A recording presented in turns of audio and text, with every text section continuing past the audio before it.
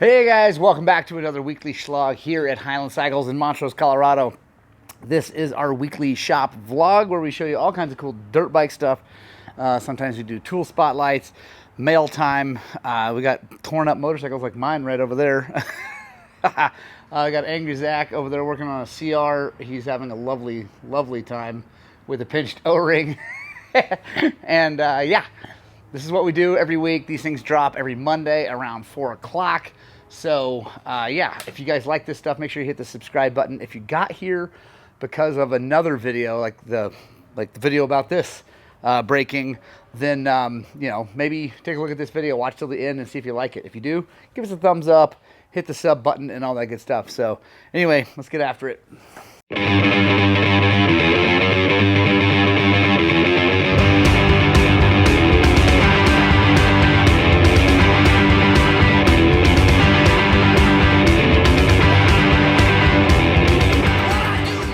All right, guys, so we are back at it here. Oh, by the way, this is the 350 that we had the consistent oil leak on, and yes, we did get it fixed, but then the rear brake had a bunch of air in it before he even came to pick it up. So yes, it's back on the lift. And if you guys have not been watching, the saga of the 300 TBI is still technically happening. I think we've got it figured out. The crank seal must have leaked and sucked all the oil out of the crank. And I have an interesting theory about this because a bike has always spooged quite a bit. Even brand new it did, but then even after the TSP tuned and head, it's still spooged. And I just attributed it to the fact that, you know, whatever, I put a fair amount of oil in there. Maybe it runs a little rich, short silence, all that stuff, right? I just didn't worry about it because I don't care about spooge. The bike ran fine. But I have an idea that maybe the crank seal's been leaking for a long time, and I was just changing the oil frequently enough that it never caused a problem. Because I mean, normally I would change the oil on this thing very, very frequently. I just do that on all my bikes to make sure that we don't have problems. But recently I hadn't changed it because I've been busy. I've been riding the beta for trail cutting and all that good stuff. And then it failed in that race, and it had honestly been quite a while since I changed the oil. So I'm wondering if the whole time it hasn't been leaking. We're going to find out, because when we get this thing solved and fixed and all that good stuff, we're going to see if the thing continues to spooge like it does. If it doesn't, then this crank seal's been leaking a long, long time, which is interesting. So, and not a huge leak. Obviously, it's not smoking like crazy. It doesn't smell like burning transmission oil, but it definitely all went away. And I know if someone asked, did you not refill it? I did refill it. Enough came out that I know I didn't forget. And I'm not above forgetting to do something like that on my own motorcycle because it gets snuck in between projects, but I know for a fact there was oil in there. So yeah, we're going to find out. But also make sure you guys subscribe, hit the notification bell, because I am going to be tonight filming, replacing this crank seal and the left one, because if the right one's bad, then the left one's probably going to be bad too, or will be soon. So might as well do all new stuff. But yeah, that thing's going to get fixed hopefully tonight. Then we're going to ride it tomorrow for a Thursday night ride and get going. So also quick plug for Moto Coffee, Moto Coffee Company, mainly because if you buy some Moto Coffee right now this month, which is June of 2024, I don't know when you're watching this, they are giving a percentage of the profit to the Trails Preservation Alliance, or TPA, which is one of our big trail advocacy groups here in Colorado. They do a lot to help protect our rights as motorized users. So make sure you buy some coffee if you like coffee. I love coffee, so bought a couple bags. No affiliation, guys. Like, I paid full boat for those. I just want to plug them because I think what they're doing is awesome, and they got a super sweet logo, so that's cool. All right, anyway, bled the rear brake on that. It's all good to go. Wait till you see what is coming up next. Well, did you tell him his other name was Megan? Boom, there we go, folks. I believe this is an 83 CR250.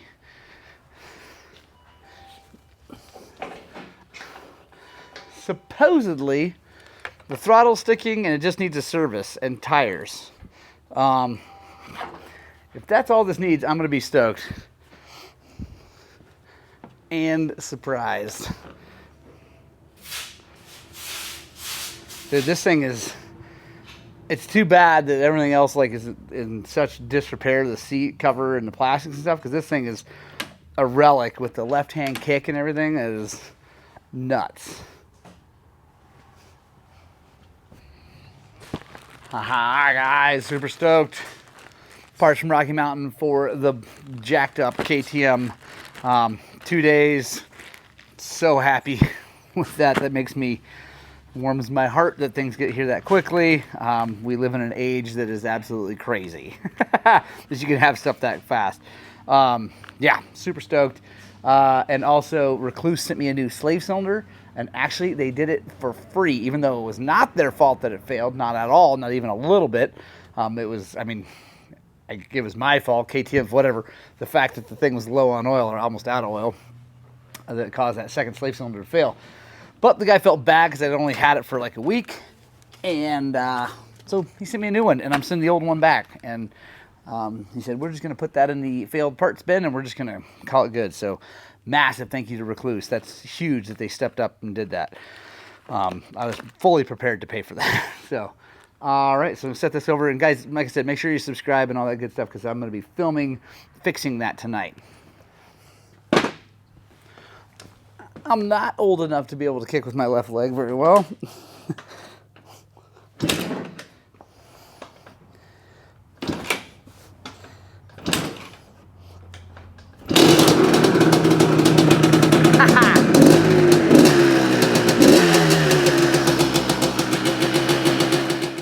That's freaking cool, guys.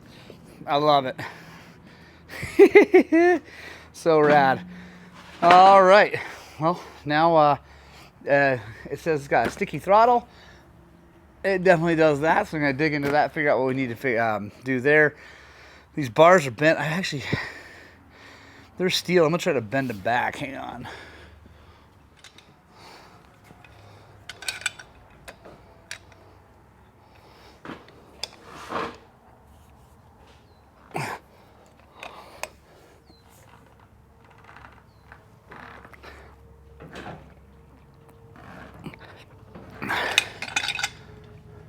There we go. Back when these things are actually useful, steel bars. Gotta be really careful. There's like little tiny washers, because it's different than an orange. It's got posts on the bottom and then nuts that go on top. It's completely different from a modern one. Bring you guys over here. So cable feels all right. Like, pull that, seems to snap back just fine.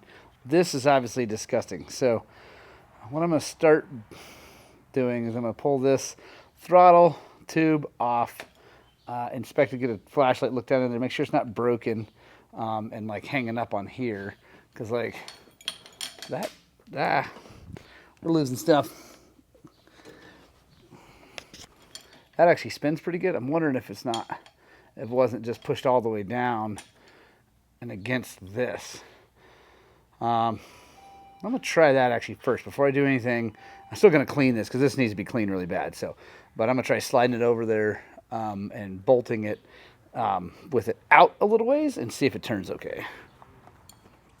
All right, I'm actually starting with cleaning. It's disgusting.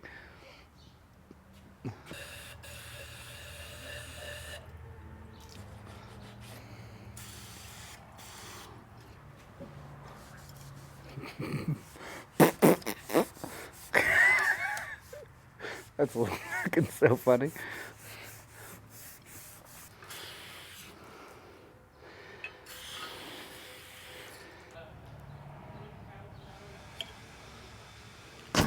I'm going to see if when I get it bolted back up, if it will, if I can lube it up a little bit and make it work, because I know finding the stock one's going to be impossible. I don't know about a newer style. Like, I mean, I'm sure we can hunt something down and make it work, but if I can make this work, I think it's gonna be better off. Oh.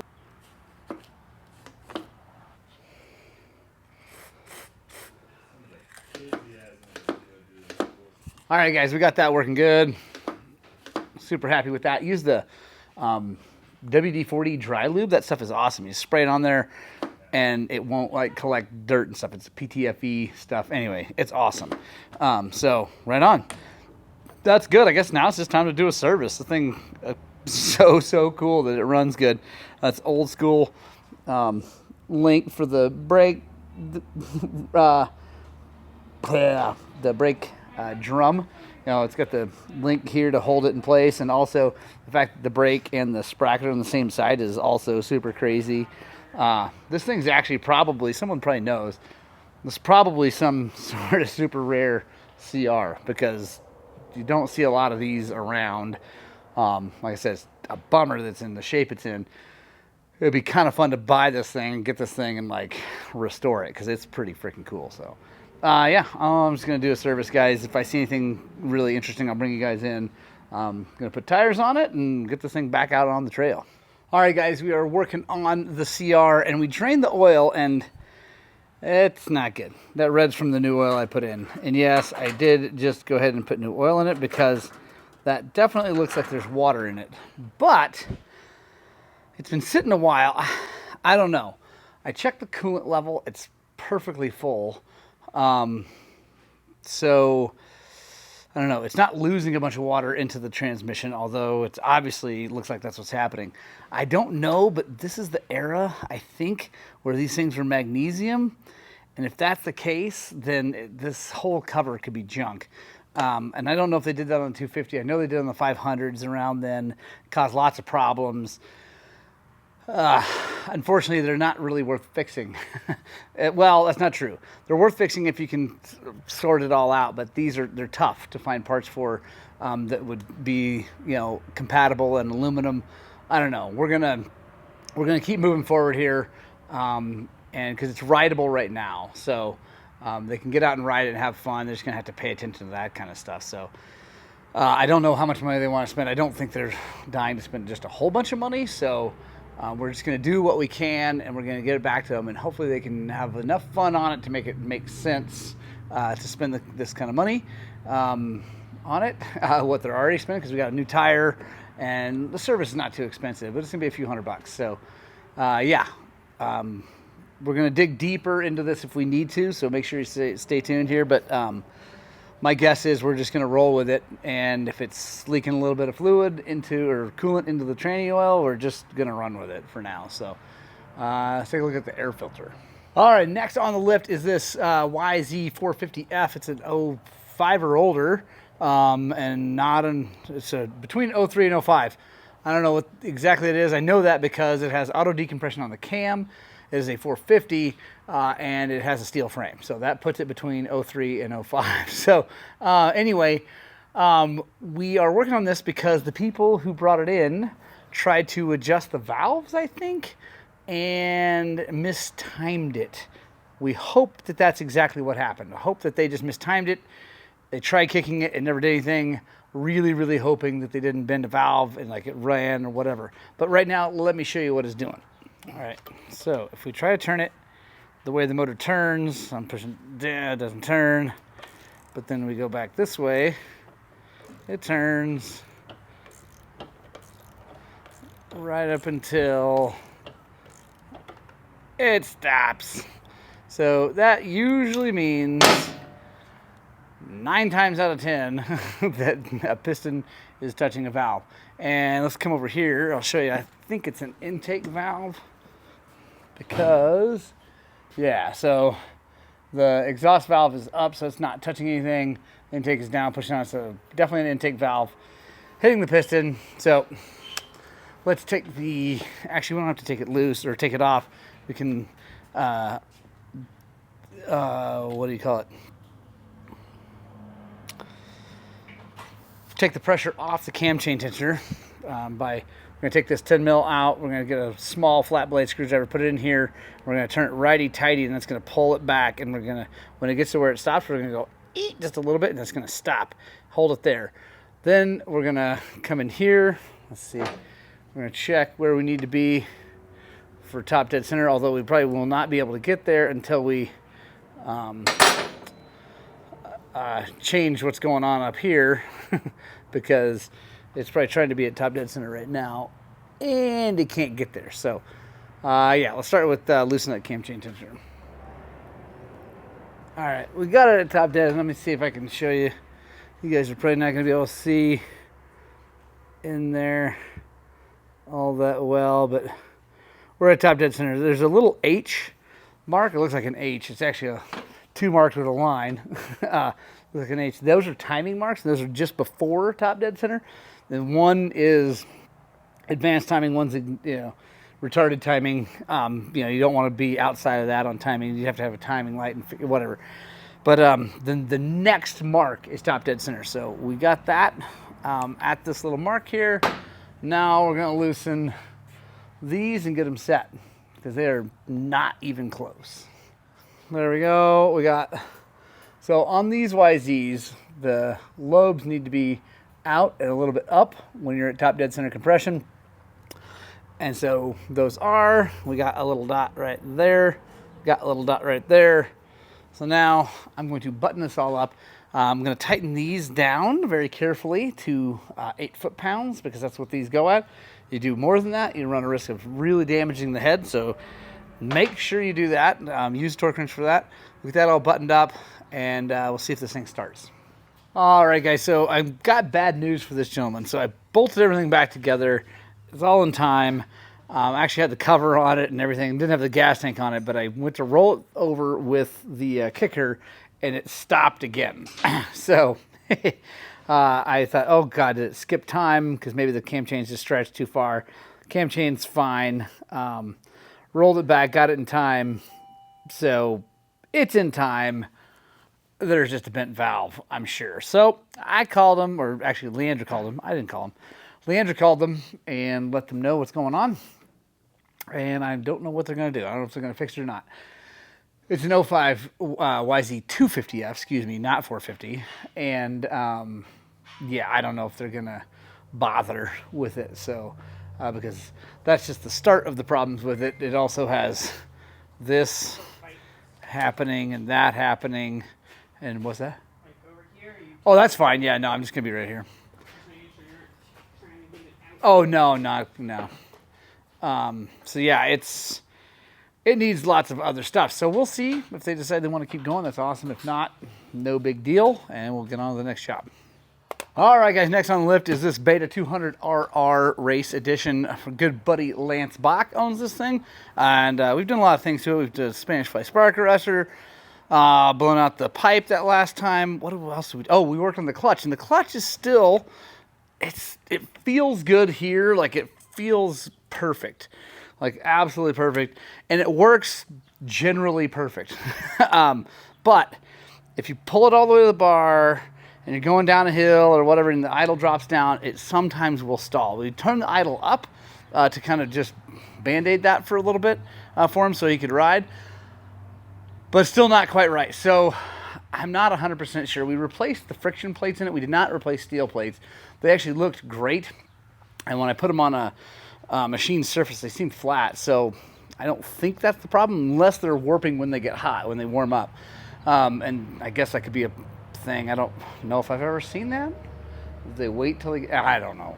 So, but what we're going to do is we're going to start by bleeding this thing again. And not like a full bleed where I hook up the syringe and all that, but we're going to show you the nice thing about a clutch system is that you don't have this big hoop here like on a brake. The brake, since it's attached to the front wheel, and that front wheel is moving up and down in relation to the handlebars, you have to have a bunch of extra hose here so that you don't bind and whatever. So anyway, there has to be a loop there. So on a clutch, it does not move. The handlebars do not move relative to the engine, so it can be just short. So what we're going to do is take a look here.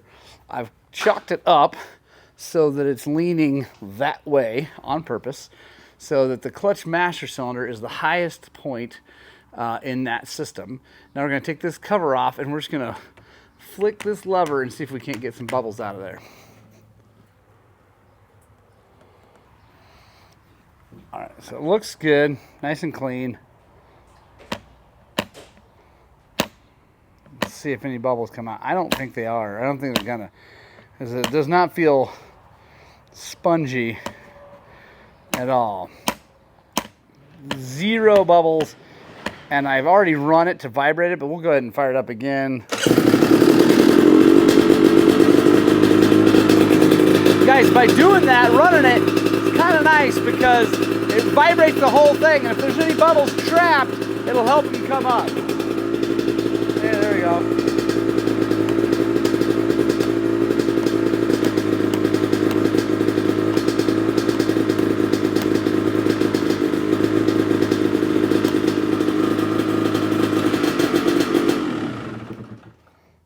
So I'm getting absolutely nothing. I think that thing is bled well, and like I said, the clutch feels really good.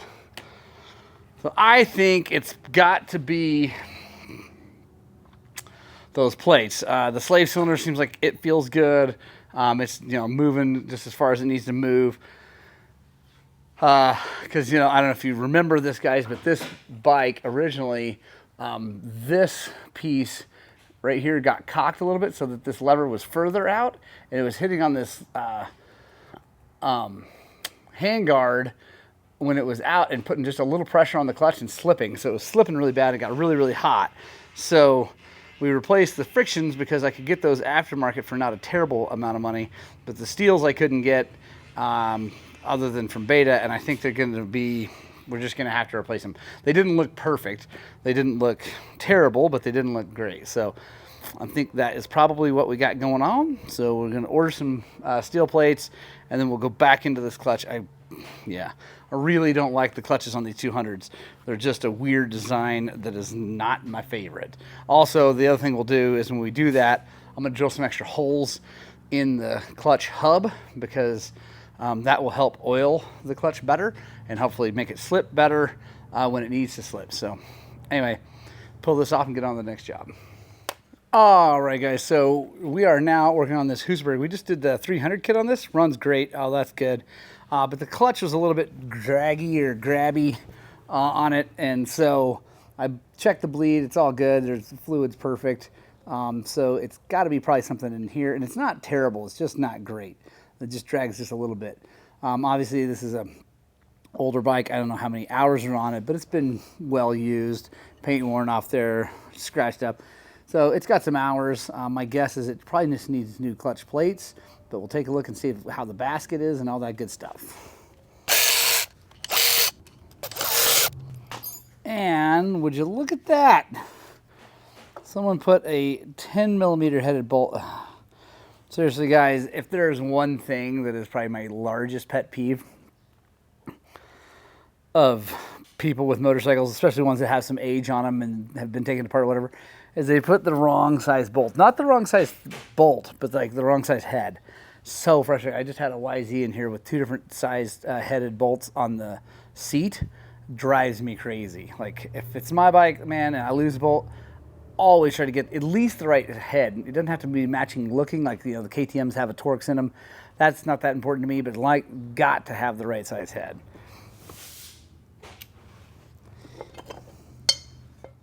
It's looking good. We're in the, I wonder, he's in the tightest part of this. I wonder if we just loosen that up, if that would help. That might actually do it. So on a KTM, I know it's a Husqvarna, but on a KTM, there's 3 positions for your clutch spring on these Belleville washers. This one says XYZ. They're normally it's a 1, 2, 3, depending on the 4-stroke, 2-stroke. I don't know. So the farthest in puts the most pressure on this, and sometimes what it does is it puts too much pressure and it actually makes this thing concave. And I bet you we might be able to solve this by just changing that.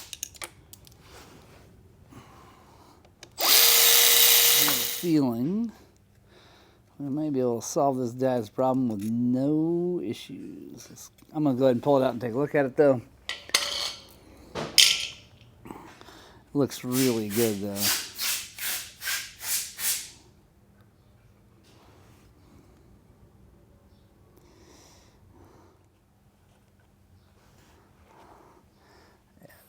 Clutch looks perfect, looks brand new.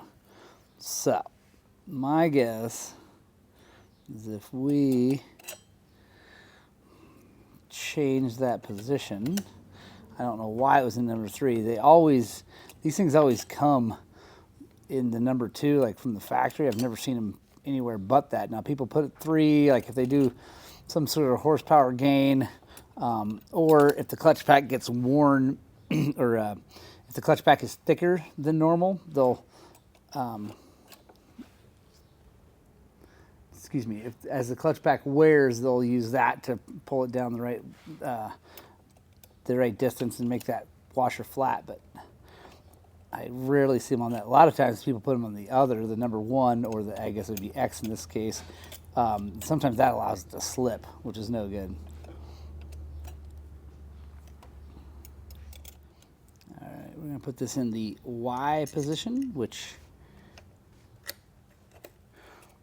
will be lighter pressure, and hopefully let it open up just that little bit more and make it not grab so much.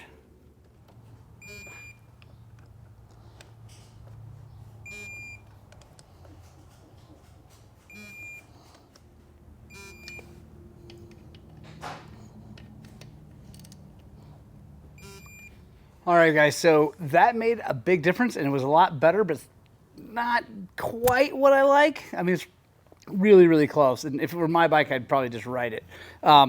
But also, look at this. When I grabbed this thing, I noticed it wiggling a little bit, and so I took it apart to see, and sure enough, that's broken. That's awesome. So we're gonna get to use our Goat Products, what is it? Brembo Master Cylinder Repair Kit. Super stoked. All right, guys, this thing pretty freaking cool. So, it's not a bad thing to carry in your pack. This is actually in my van. Big thanks to the Goat guys and Ben Nicholson for getting me this. Basically, this goes on like that. And then this goes over the top, and then you get a bolt that goes all the way through. I'll show you up closer here in a little bit. So yeah, comes the bolt and nut. Super simple, super easy, really cool. Wrong with that, but I just feel like some of these kids, like they're to, Right. But 100%. Yeah, I mean, like... All right, guys. Next on the lift is this. It's actually a Husqvarna. It had the plastics like the old Husabergs that were in here, but it was the next year. It's like a 14, I think. Anyway, it's a 300 KTM or Austrian bike, and it has been sitting for a very, very, very long time. It smells like it's been sitting for a long time because the gas is disgusting. This carburetor, honestly, fortunately, it looks like it was drained, which is good. So we're heating up the ultrasonic for that. But this gentleman has decided to get back into dirt biking. I'm really excited about that. So we are working on this thing to get it dialed in. We're gonna service the shock, service the forks, go through the whole thing tip to tail, make sure everything's good. New fluid in the clutch, new fluid in the brakes. Yeah, I mean, it's in great shape. So it's not going to be hard to do any of this, but we got to get in there and do it all so that we know that he's going to be, have a good experience on the bike and not have any breakdowns. So I'm excited to get this kid. He's actually a kid back on this thing because it's been a long time since he's ridden, and he's a great rider. And so, yeah, it's super cool to see someone getting back on a dirt bike because, as I've said many, many times, I think dirt bikes make people better people. So first things first, Electron into the ultrasonic, and while that's going, we're going to take the rear shock off and service that thing. Oh, and by the way, Zach Sheets would rather play with VR goggles than ride dirt bikes. It's out of hand what's happening here. people, comment below if you think Zach should actually just ride his dirt bike and not spend money on VR goggles and a computer to run those goggles. Let me know what you think. All right, guys, that's the end of the week, the end of the Shlog. I am super sorry this is coming out so late. We got crazy busy. Had to get bikes ready to go racing. We went racing. I did not film the race. I've actually kind of gotten into just hanging out with my family and my friends at the races and not filming. So sorry about that. We will definitely get some more race videos up. But recently I've just been having a really great time being present with my family and my kids, and just being there and not having a camera in my face. So anyway, sorry this is late coming out. I'm actually obviously just editing it right now. Also sorry I didn't cover the rest of that Husky, but it was super normal. Serviced forks, the shock. Fired right up once I got that Electron cleaned up, and it's running great. The guy's coming to pick it up here soon. Yeah, it's all ready to rock and roll. So anyway, I'm gonna get this thing edited and up so you can see it and you watch this anyway. And then we're gonna get back to filming this week's Shlog.